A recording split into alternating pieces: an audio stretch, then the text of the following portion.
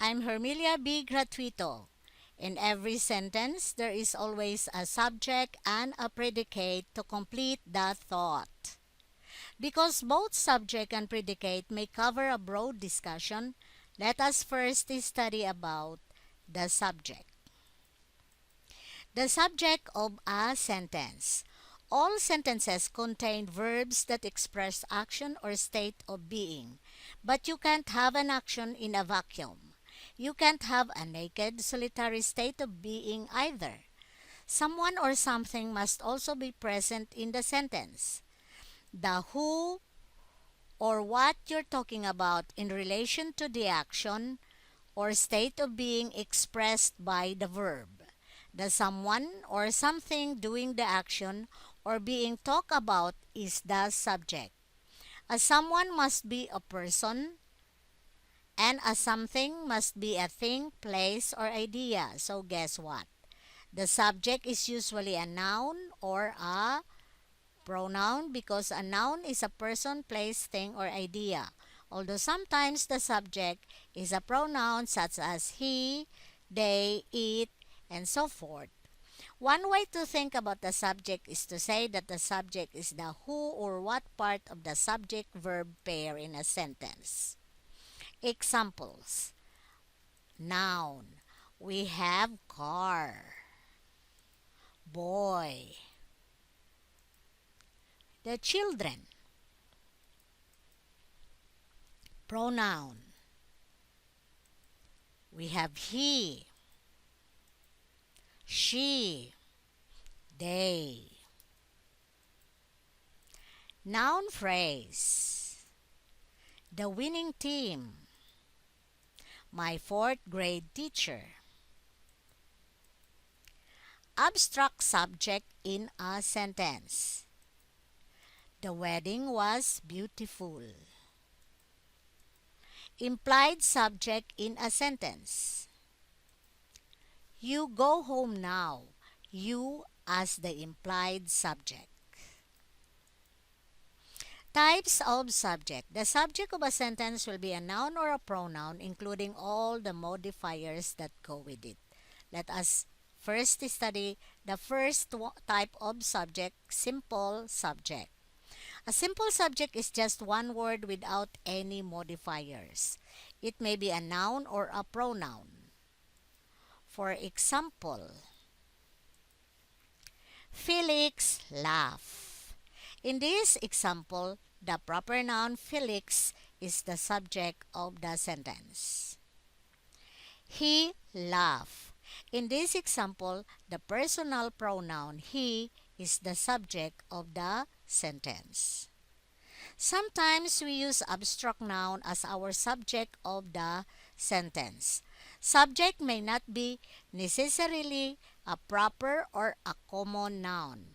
By the way, an abstract nouns are words for things that can't be experienced by any of the five senses. They can't be seen, heard, smelled, tasted, or touched.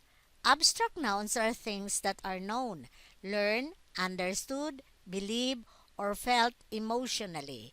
Example, the force needed to open the jar was beyond my capacity.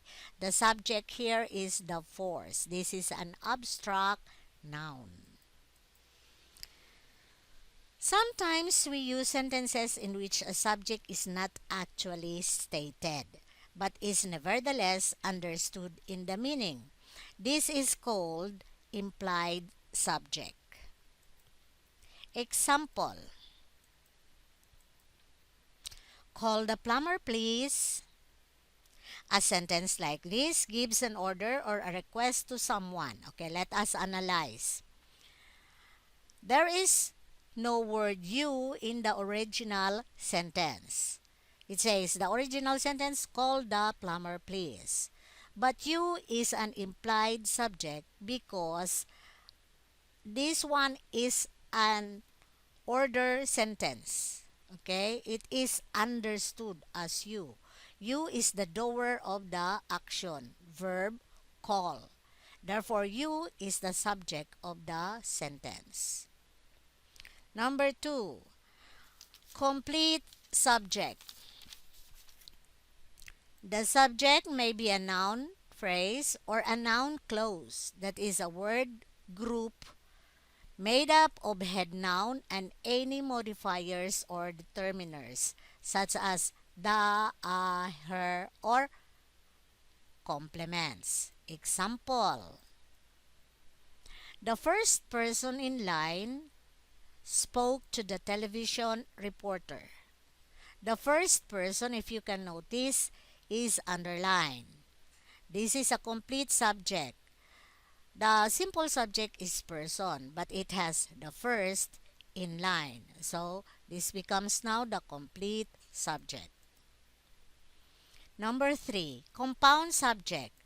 Two or more pronouns or noun phrases may be linked by and to make a compound subject. Example: the dog and the cat seem to like each other. The word and connect the dog and the cat.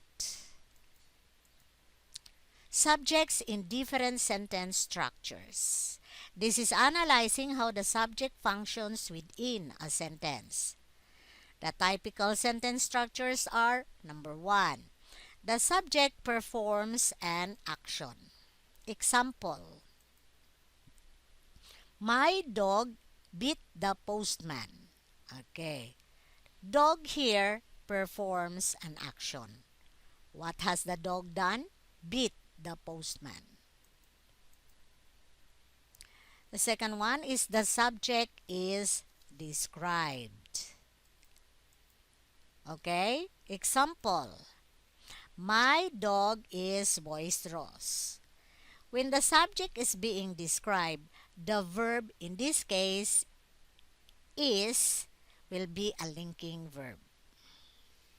Okay, describe what kind of dog it is. It is boisterous. Which is boisterous? My dog. The subject is identified. Example: my dog is the one in the middle.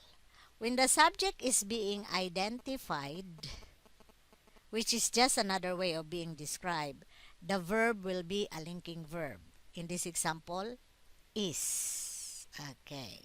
Which one is your dog? The one in the middle. The subject has an action done to it. Okay, for example, my dog was taken to the vet. Okay. What has been done to your dog? The dog was taken to the vet. When the subject has an action done to it, the sentence is called passive sentence. Okay, let us exercise what we have learned today. Identify the subject in the sentence. Number 1, time flies. Number 2, the birds and the bees are flying in the trees. Number 3, the fear and the thrill of the ride are in equal proportion. I hope you have learned from me on this lesson. See you